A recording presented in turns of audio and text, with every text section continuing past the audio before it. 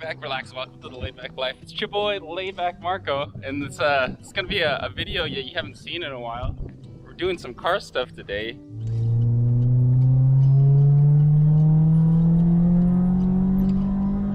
I live in Iwate, Tohoku, Japan, and some people have been telling me, oh, there's no car stuff to do in Iwate, and that might be true, but I think with my new mindset, I'm trying to think of it as an opportunity.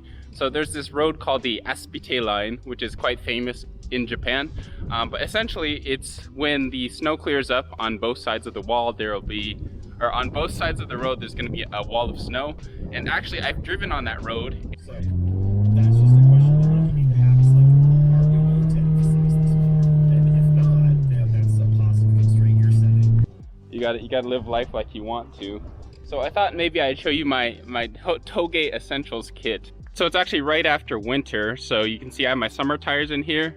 Got some cheap Toyo Proxys, which are pretty good tires, and then these Chinese Monster Street tires, which are also secondhand, because when you're going to the Toge, there's a couple things that you're gonna want. A flashlight is one of them. I don't have. I'm gonna try to buy one at the hardware store today.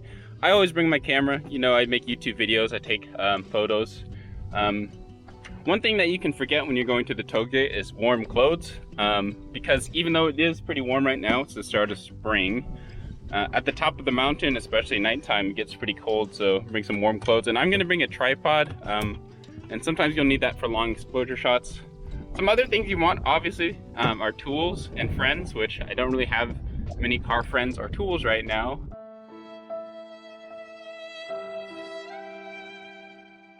But yeah, that's some other things you might want to bring. So the last thing that you'll probably need is some snacks and drinks.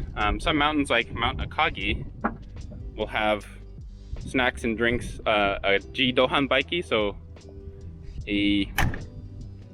what's it called? They'll have a vending machine, but not every Toge will have that, so maybe bring some snacks and drinks. And things like smokes if you smoke. I don't smoke, so. We'll be riding in the 180 SX today. The Evo actually has a blown engine, and I don't have enough money to fix it. My 180's actually been through a pretty rough couple of winters, both in Nagano, Gunma, and Iwate here. And yeah, this kind of taking its toll on it. And this I did kind of midway through winter.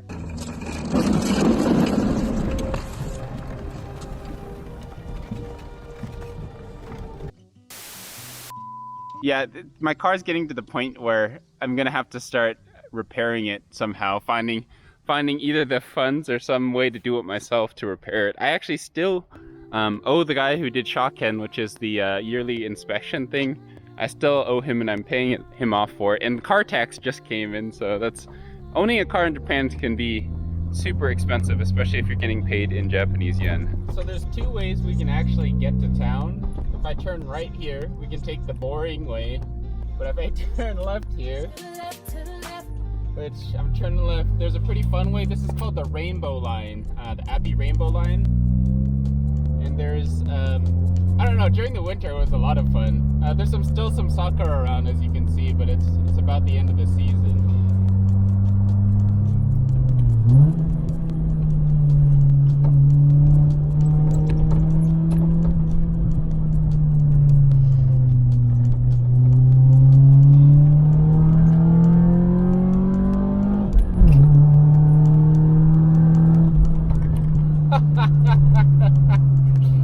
I miss doing stuff like this. Oh my god. So there's actually like a little shrine here. I don't know what this is all about, actually. I've never gotten off and explored here because it was in winter when I came through here, but let's see what it's about.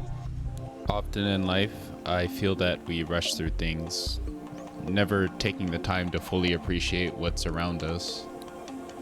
In our day-to-day struggle, we often leave things like spirituality, nature, and even our friends and family at the sidelines of our lives.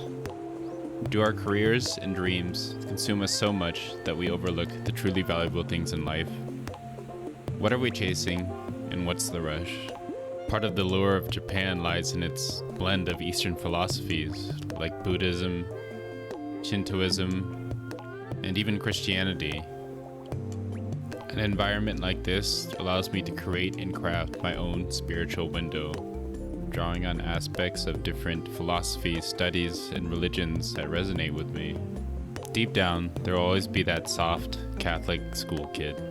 Then, the high school rebel that studied world religion. Finally, the college kid who studied even more religions and took the plunge into spiritual philosophies.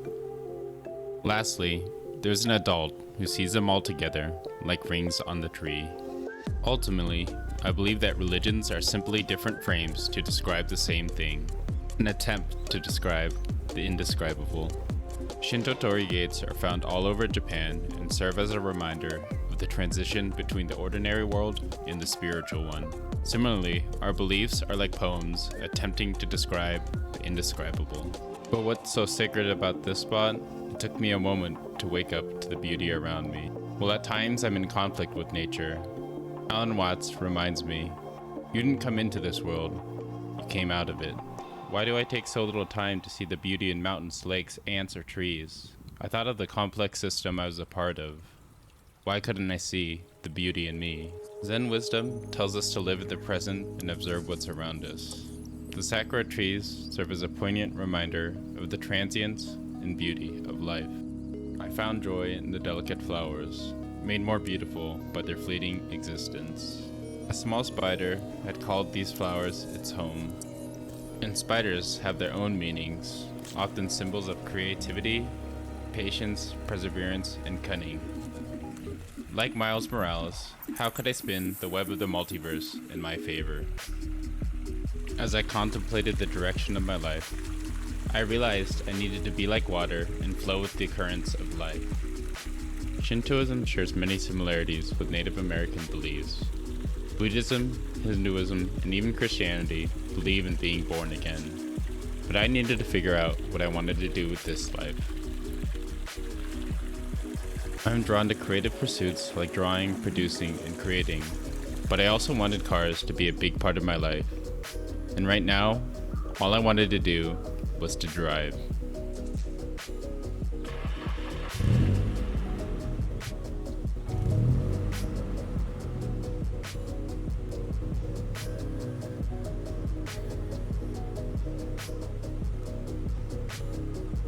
There was a part of me that felt comfortable behind the wheel, like I was in control. My car isn't just something I own, it's a part of me, and it was time for a change. My dream is like a mountain in the distance that I can see. It guides my actions, it guides my journey. But if I was going to climb that mountain, I needed to change. Just like my car needed its tires swapped, I needed to swap my perspective for a better one. I often forget that we don't find our own lives interesting, so I forget to make content about it. While I see this tire shop every time I go grocery shopping, to someone who's never been to Japan, this little tire shop could be interesting. And it is quite interesting. I looked at it with new eyes. The building, the objects inside, and the old man behind the counter had stories to tell. Seeing these motorcycles even reminded me of stories from my own life. As a kid, my dad, my sister, and I would ride dirt bikes around. It was a fact that even I forgot. Seeing the mechanics work on my car reminded me of all the times I had spent in shops. It even reminded me of my time in the factory. Although I like to think of my life as mundane, there is something strange about listening to classic rock with a bunch of Japanese mechanics.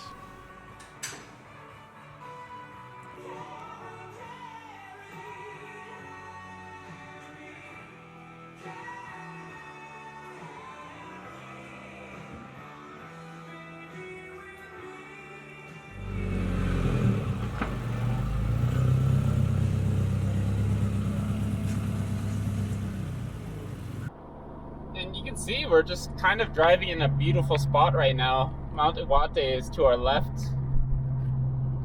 So this is the Asbite line. The road leading up to it was just kind of the road to the Asbite line, but they close this during the winter. And you can see why, the remnants of the snow left behind. I was actually a little disappointed by the Asbite line because it was nothing like the pictures I had saw online. Something about expectations versus reality hit my mind. I had realized in my time in Japan I actually haven't seen much of it. So I did one of my favorite things. I just kept driving. And while I'm not Ryan Gosling, I still had a pretty great adventure. Jim Rohn says you can have a pretty great adventure if you're just willing to spend an hour or two driving into unfamiliar territory. You never know what you'll see over that hill. Actually, one of my favorite parts about Japanese philosophy is finding the sacred in the mundane. Wabi-sabi, the perfect in the imperfect. I saw Lake Tawada on a map and I actually drove there. You can find peace and serenity if you're willing to look for it. Actually, your attitude is one of the things that you can control. Often I get frustrated with life because I feel like I'm not where I want to be. But recently I've been making an effort to control the things I can and let go of the things I can't. One of the pills that are hard to swallow in life is realizing that you are where you are because of the decisions you've made. Finding a balance between accepting where you are and planning for the future. Because right now I saw life as a limiting trap. But it didn't have to be that way. Artists will know that you can massively change the composition by changing your perspective just a bit. What can I change moving forward? What can I improve on? Many of you following me for a long time know that I want to be an artist in the future, a creator. But the path to becoming a full-time content creator is never a straight line. But that's okay. I'm okay with the curves. In fact, that's where I have the most fun. I'd like to start drifting. I'd also like to participate in rally races. Actually, a large part of my childhood was playing rally games and racing games, going up and down mountains with my friends. But there's nothing like a solo drive in a real car. Hours of sim racing can't compare to this experience. I hate to go all Matrix on you, but why do we prefer reality? As virtual experiences get closer to real life, what makes reality different from them? It's a question I'm still pondering. At the end of a drive, I like to decompress at a konbini. It's a habit I've picked up from real Hashiria, the final meeting place before everyone goes home.